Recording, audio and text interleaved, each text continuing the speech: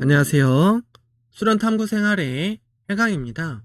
오늘은 56-2와 양신은 어떻게 하나요 중에서 수련 자세와 수련 방법에 대해서 이야기를 해보도록 하겠습니다. 양신의 수련 자세는 좌식 자세가 기본이며 하주의 집중을 위해서 양손을 결인하기도 하며 편안하게 양손을 무릎 위에 올리고 수련을 합니다. 처음 도강 실력을 받는 그런 백회열의 기본적인 위치를 인지하고 수련에 들어갑니다.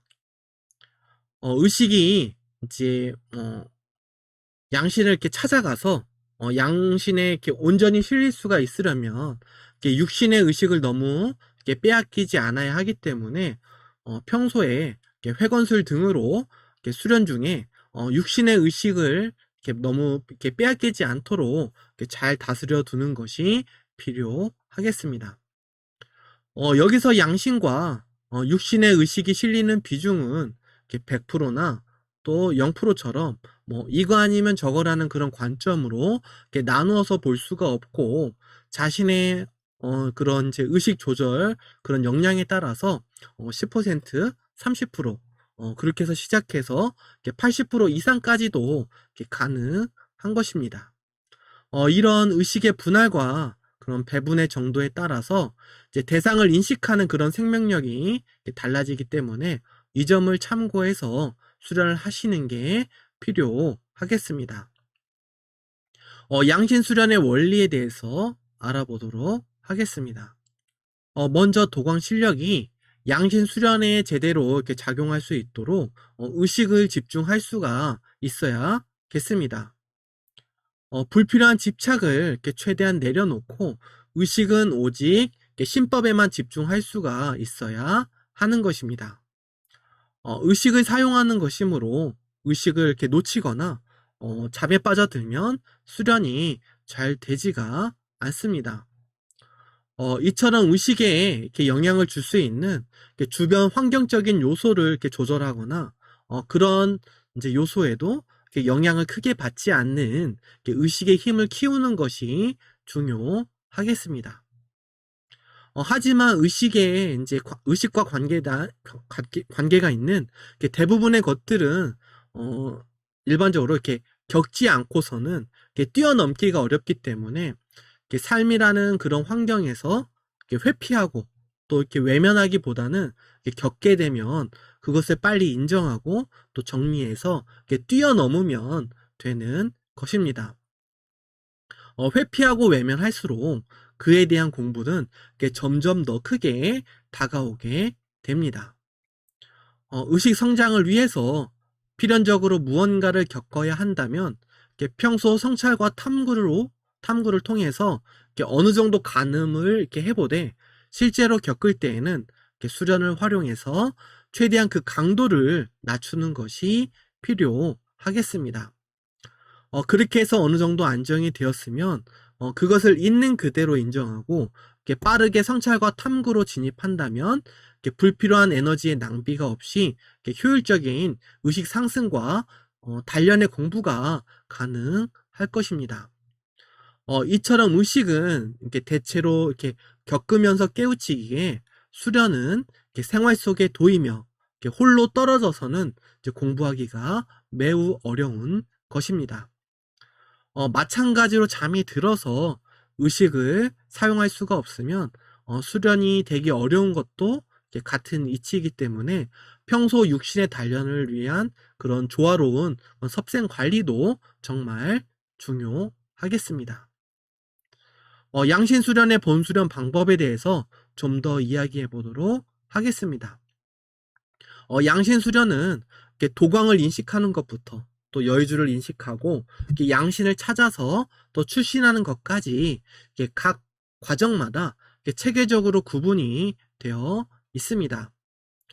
이런 과정은 스스로 명확하게 인지인식하기가 어렵기 때문에 먼저 공부를 완성한 존재의 그런 이제 검증된 점검을 통해서 다음 과정으로 진행이 가능합니다.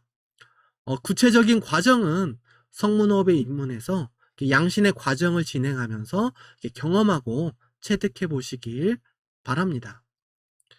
양신 수련은 앞서 이야기를 하였듯이 이렇게 의식의 집중이 매우 중요한 수련입니다.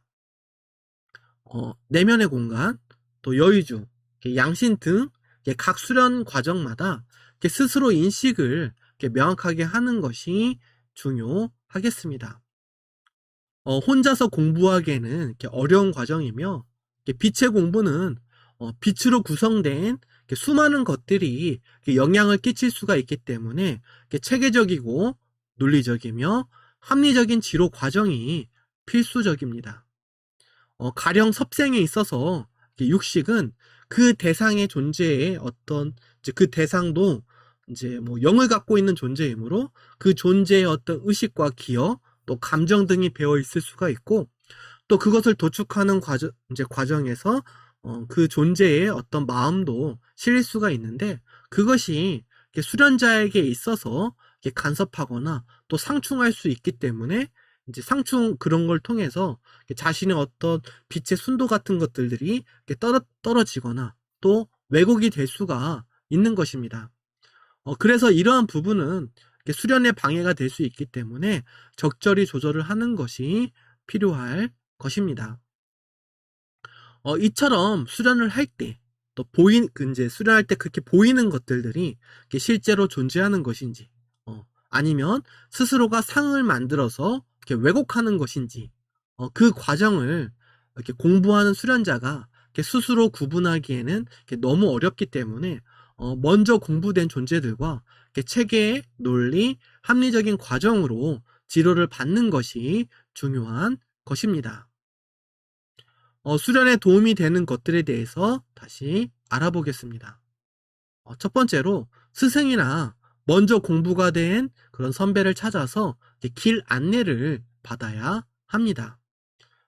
앞서 이야기를 하였듯이 빛을 바르게 인식하고 또 이제 인식하고 구분하지 못해서 스스로 어떤 환상과 마에 빠져들 수가 있습니다. 두 번째로 안착된 삼주가 온전히 빛을 발할 수 있도록 해야 합니다. 수련에 불필요한 영향을 주지 않도록 이렇게 자신의 정기신의 어떤 유지관리 발전이 중요할 것입니다.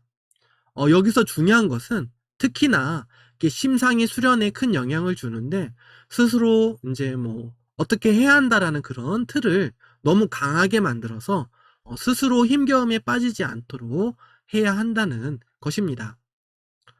수련은 고행이 아니기 때문에 스스로 밝음을 찾아 나가는 그 자체를 즐기고 그에 대한 보람을 느낄 수 있어야 이렇게 밝고 또 넉넉하고 또 여유로운 심상을 갖게 되는 것입니다. 세 번째로 의식의 힘을 이렇게 단련해서 키우는 것이 도움이 되겠습니다. 의식의 힘을 키우는 이제 가장 쉬운 방법은 지난 과정들에 있는 어떤 이제 동시운기의 연습을 이렇게 많이 하는 것이 도움이 되겠습니다. 또는 삶에서 겪는 것들에 대한 성찰과 탐구를 통해서 의식의 확장 등을 하는 것도 좋습니다. 이런 과정을 통해서 의식의 힘이 강해지면 도광 실력의 빛을 신법대로 지속적으로 유도하고 또 유지할 수 있게 되기 때문에 수련에 큰 도움이 되겠습니다. 추가적으로 하나의 예를 더 들자면, 이제 뭐 꿈을 꾸거나 할 때 꿈의 어떤 단편적인 해석보다 그 꿈에서 자신이 어떤 의식과 마음을 가졌고 또 거기서 어떻게 행동하였는가를 이렇게 살펴보거나 그것을 염두해서 꿈을 느끼는 것이 생각보다 도움이 되겠습니다. 현실에서 겪으면서 깨닫기 어려운 부분을 꿈이라는 것을 통해서 선몽으로 공부를 할 수가 있기 때문에 그 환경도 적절하게 활용을 해보는 것도 의식을 성장시키는 데 도움이 될 것입니다. 양신 수련을 할 때 행공부터는 이제 각 행공에 따라서 운기하는 방법이 이렇게 존재하기 때문에 그에 맞추어서 이렇게 지도를 받아서 수련을 하는 것이 중요하겠습니다. 마지막으로 정리를 하자면 양신은 천지간을 날아다니며 이렇게 도계를 넘나들 수 있는 그런 도체이며 수련자의 분신입니다. 양신 수련은 와식에서 기화신까지 그런 수련한 힘이 모여야 가능합니다. 이를 통해서 온전한 양신과 또 양신을 운용할 수 있는 그런 강한 의식의 힘을 갖출 수가 있습니다. 양신 수련은 이렇게 의식 수련임을 잊지 마시고 평소에 자신의 의식이 이렇게 명확하고 이렇게 강건한 힘을 갖도록 수련과 생활을 이렇게 주도해 나가는 그런 수련인들이 되시기를 바라며 오늘은 이상으로 마무리를 하겠습니다. 감사합니다.